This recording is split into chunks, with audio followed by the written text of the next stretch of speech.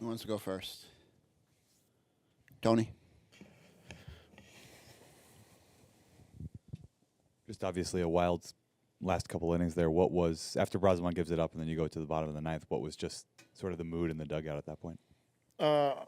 Even though we lost the lead there in the ninth, you feel good about your chances with what's coming up that inning. And obviously we saw the results there right there after one batter.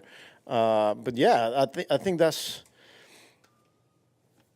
this group, man. They never give up. They're never out of game. And as soon as they got back in the dugout, they were like, "All right, let's do it right here."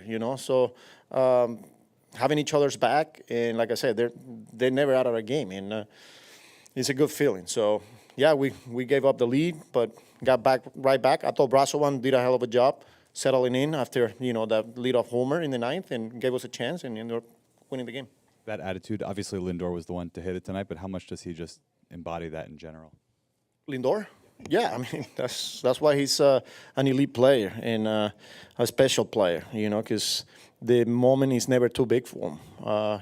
He knows what's at stake, and he lives for those moments, and he came through again today. Special player, special person, and he came through once again. Ron? As much as you see how great he is day in, day out, do games like this and endings like this define him?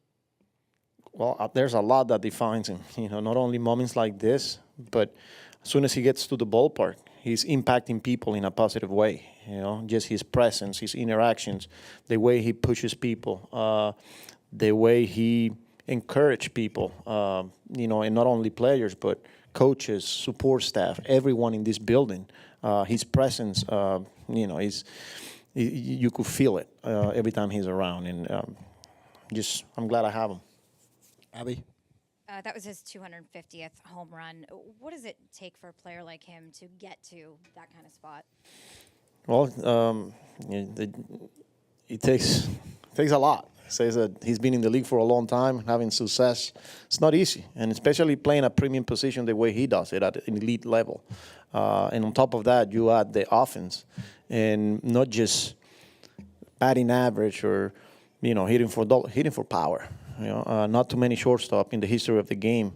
There's only few of them, and he's halfway through it. I think. We're witnessing a special player and a special career here.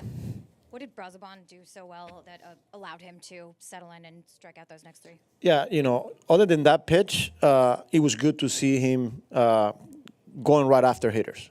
We saw it last year how personal he takes it, and he gets down. And to watch him do that today, even though he gave up the lead, he gave us a chance. He kept making pitches. He attacked and got 3 outs and got back.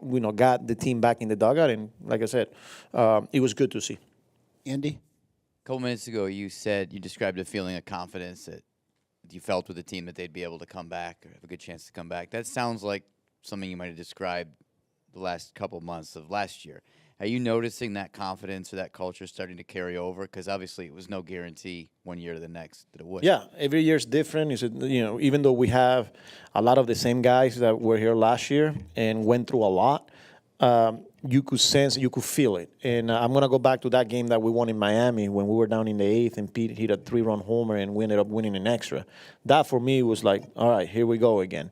And we came back again in the 8th inning in Minnesota. We just didn't get the job done that day, but we got back, against a pretty good arm. And when you got a lot of good players, a deep lineup, that you're a couple of guys away from having the time run at the plate or just having quality at bats after quality at bats and passing the baton and things like that. And that's a good feeling. Manny? Just wanted to get your reaction on just Juan Soto hitting that game-tying single and just the reaction from the crowd. I think they gave him a standing ovation before that. What do you have to say about that? Yes, that's who we are. That's who the Mets fans are. They're always going to be behind their players, and we feel it, and the other teams feel it. I'm pretty sure Juan felt it.